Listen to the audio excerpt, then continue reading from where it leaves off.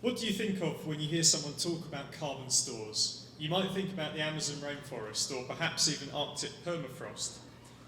You probably don't think about river floodplains like the one that's under our feet right now. Floodplains have the potential to store carbon for many thousands of years, trapping organic material in the sediments deposited by rivers. An important question for managing rivers is how long does that carbon remain trapped in the floodplain for? A key control on the timescale of carbon storage in floodplains is how quickly a river erodes its own sediment as it meanders around. Scientists usually rely on historic imagery or numerical modelling to quantify erosion rates in rivers. However, these approaches are limited by being only short-term snapshots of a river's behaviour or lacking real-world verification.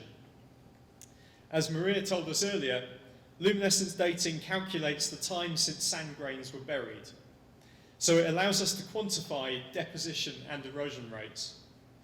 I'm leading a collaboration between researchers here at UFV, at the University of British Columbia, both in Vancouver and the Okanagan, and First Nations communities, to use luminescence to date floodplain sediments from rivers in the Yukon and down here in BC, and quantify their long-term erosion rates. We're also developing new techniques to calculate ages in a shorter time and potentially directly in the field. This will allow us to produce large data sets at the floodplain scale, but at a fraction of the cost and time of current laboratory methods.